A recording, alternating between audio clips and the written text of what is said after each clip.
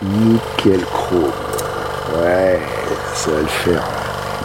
Salut les amis, aujourd'hui on se retrouve au Grand Chézeau en Haute-Vienne. On va aller chez Rodolphe en fait, qui est spirulinier, donc producteur de spiruline. Une production, on va dire intimiste en Limousin, mais qui a tout son sens. On trouve les spiruliniers plus dans le sud, on verra pourquoi. C'est chouette parce que c'est une production, on va dire alternative, qui a du sens vraiment pour le réchauffement climatique et tout ça. Donc on va aller le rencontrer, voir ce qu'il a à nous dire et puis on va en profiter pour filmer un peu la récolte, voir comment ça se passe.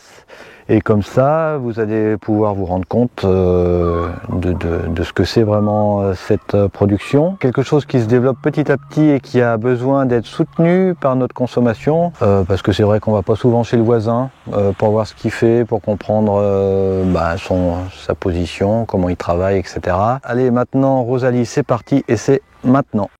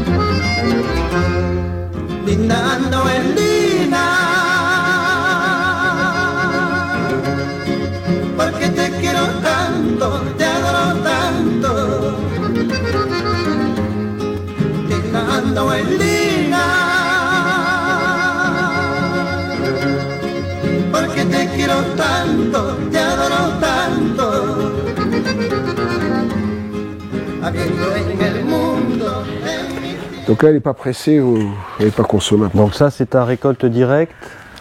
Bah, après filtration, quoi. Que tu récoltes dans les grands bacs, là.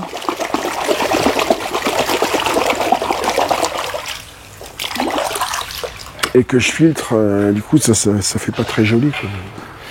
Donc en fait, t'écumes avec ça. J'écume, c'est tout à fait le mot. Voilà. Tout simplement, tu passes à la surface ou tu vas en profondeur? Non, à la surface. Parce qu'en profondeur, ça... Non mais enfin, la nuit, comme j'éteins les turbines, la spiruline, elle remonte. Elle a fait une petite couche. D'accord. Et donc je passe juste en surface avec ça. Ok. Et après, je passe là-dedans. Alors je le pré-filtre quand même avec ça, là, pour s'il y a une mouche ou une aile de mouche. Ouais. Et après, ça tombe là-dedans. Donc là, il n'y a plus rien, la matière est là-bas. Et donc tu disais, et ça filtre. Le tissu fait des mailles de 30 microns, c'est la taille moyenne de la spiru. On va la regarder au microscope, comme ça serait. D'accord. Et donc les petites spirulines retombent dans le bassin. Ok. Et vont se développer. La spiruline, ça se développe en grandissant. Donc c'est des petites spirales comme ça. Ouais. Ça grandit, quand il y a 12-15 de spirales, ça va se diviser en 3-4 morceaux et ainsi de suite. D'accord. Après, c'est saisonnier. Hein. Là, dans un mois, je vais plus récolter. L'eau, quand elle est en dessous de 15 degrés, ça produit plus, quoi. Ok. L'idéal, c'est qu'elle soit à 25, quoi. Et au-delà de 38, elle meurt. Alors, on va mettre la presse en route et après, on va regarder au microscope. Ouais. Comme ça, ça aura le temps de tresser. Donc, tu vois ce que je te disais, là, En fait, il y a un trou, là, au milieu. Ouais. Et ça permet de faire circuler l'eau quand ça va aspirer là. Ok. On va voir, vous allez voir. Quelle couleur. Donc ça, cette algue, tu dis qu'elle a, elle a quelques milliards d'années? 3,5 milliards d'années. C'est né dans les lacs des cratères des volcans. D'accord. Donc c'est une cyanobactérie en fait. Des cyanobactéries, je sais pas combien il y en a, mais il y a tout un tas de sortes. Mais la plupart sont pas comestibles. Et en fait, c'est la spiruline, enfin la spiruline, non, la cyanobactérie, entre autres, qui ont inventé, créé la photosynthèse. C'est-à-dire transformer le CO2 en oxygène et en... Ouais, donc là, c'est matière vraiment carbonée. notre ancêtre, quoi. En fait, c'est un être premier, et ça se Ouais. nourrissait que de matière minérale, en fait, à l'époque. Ah, ah. Donc seulement en eau douce. C'est de l'eau saumâtre, c'est-à-dire qu'il y a 3 à 5 grammes de sel par litre d'eau. Et c'est un pH autour de 10. Ah ouais, donc c'est hyper basique en fait. Ouais. Mais là, c'est pas le cas là. Ah si, là, si on regarde le pH, Ah ouais, et donc tu pHises ton eau? en fait, on utilise le bicarbonate de soude, ça permet de... Pour le... Après, la spiruline le régule après elle-même. Hein. Et par contre, si le pH se met à monter, ben là, on rajoute du bicar, parce que le bicar, ça... En fait, le bicar, ça met un pH à 8,5, je crois. Donc du coup, ta période de récolte, elle se situe Alors là, on est dans le Limousin, hein, parce que dans le sud, il commence à... Ouais. plutôt, les Vénards. Bah ouais, c'est pour ça que sur la carte des spiruliniers, la plupart des fermes, elles sont dans le sud. Eh oui. Parce que chaleur et lumière, quoi. Ouais. Mais moi, je commence en avril et je termine octobre, novembre. Je vais peut-être faire 1 ou 2 récoltes, mais c'est pas... D'accord. Quasiment pas. Mais alors, cette année, ça a été un peu moins bien parce que... Je sais pas si tu te souviens, mais ça a été souvent nuageux. Ouais. Ah ouais. Comme ça se développe avec la photosynthèse, ben... Bon, ça va quand même, hein. Parce que la chaleur, elle y était quand même, parce qu'avec le... Puis comme c'est une grande serre, il y a moins de différence. Ça bouge moins la température, la nuit. Donc là, petit à petit, ça va aspirer. Donc la pompe à vide.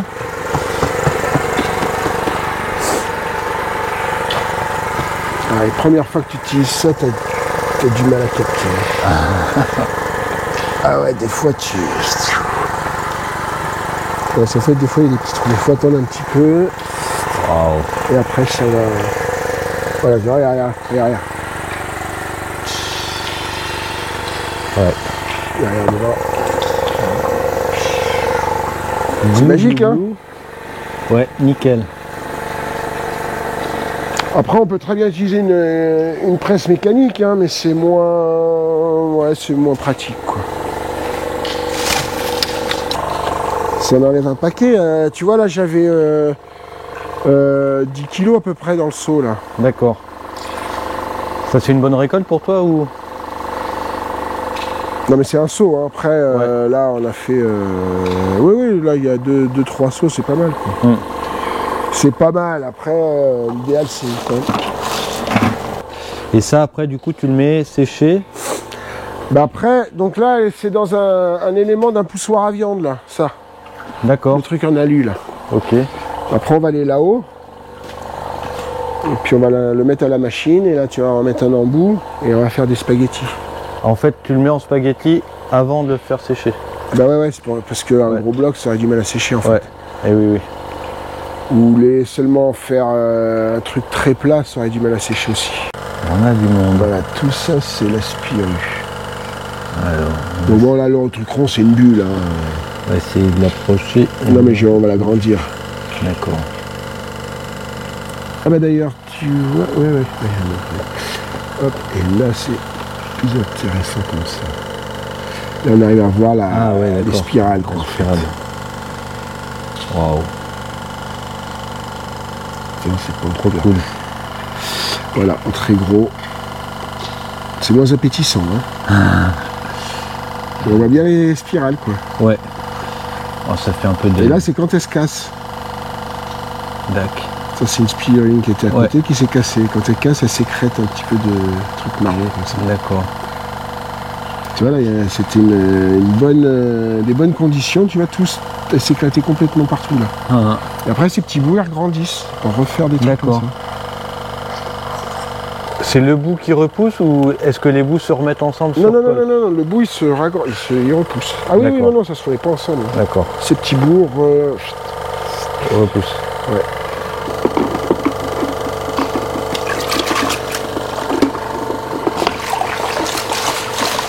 Alors il y a une substance qui est dans la spiruline, c'est la phycocyanine. Très bon antioxydant. Voilà. Là on le voit super bien.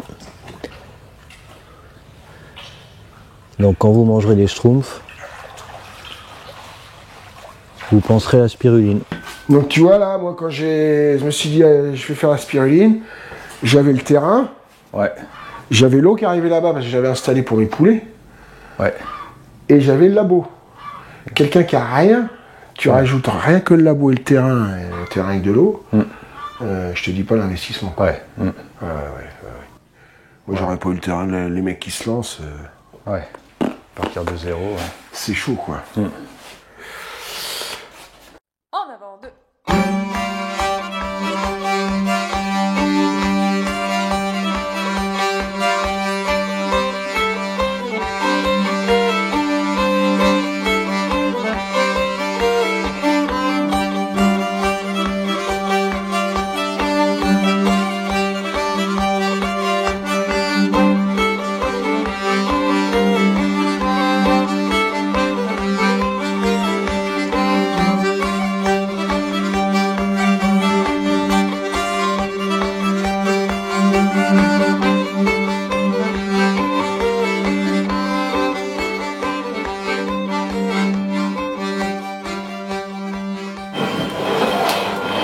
Donc là en fait t'empiles tous les plateaux. Ouais. Et du coup tu le mets au séchage après. Après je mets dans le placard là. Tu vois, j'ai des ventilateurs, un déshumidificateur. Alors suivant la saison, je mets quand même un petit chauffage d'appoint. Suivant la saison, quand il fait très chaud et tout, je le mets pas. Pour que ça monte un peu au-delà entre 35 et 40 quoi. Parce que des fois sans ça, ça reste à. Tac, ça c'est un ventilo et ça c'est le désu. Tout simple. D'accord. Tac, ça c'est toute la nuit. Ça faut une nuit pour sécher? Bah en fait je pourrais arrêter à 11h minuit, mais donc je débranche 2-3 trucs, mais je le fais que le lendemain le truc. Et après, donc c'est sec comme des spaghettis quoi. Et après je fais tomber, bon il n'y a plus de ce bazar là. Je les fais tomber là-dessus puis je les écrase.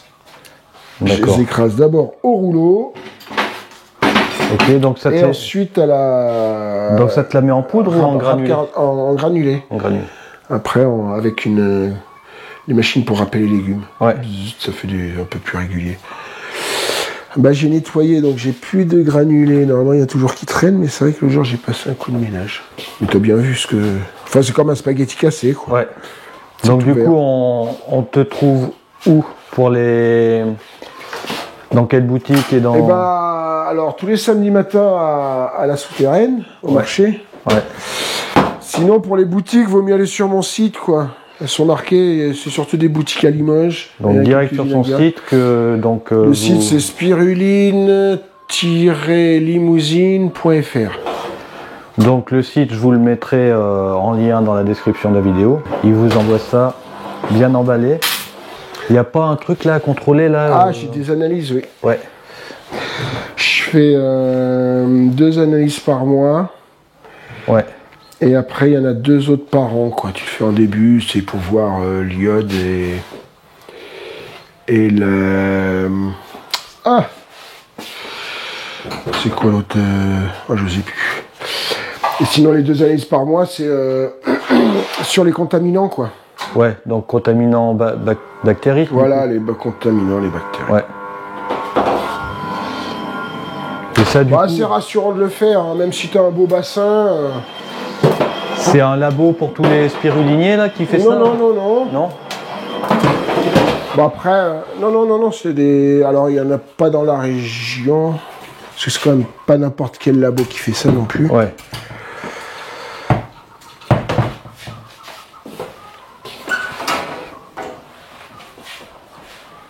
Bon après, on nous en conseille, hein.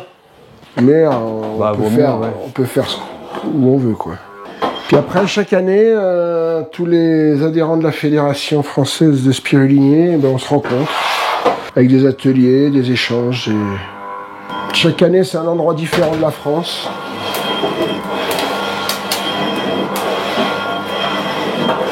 Ok, donc en France, ça représente combien de dizaines ou centaines de producteurs? Alors en fait, en France, on doit être un peu moins de 200 producteurs, mais il n'y en a que la moitié qui font partie de la Fédé. Globalement, est-ce que tu as des chiffres ou des comparaisons par rapport à d'autres pays d'Europe? Oh non, alors là, zéro. Hein.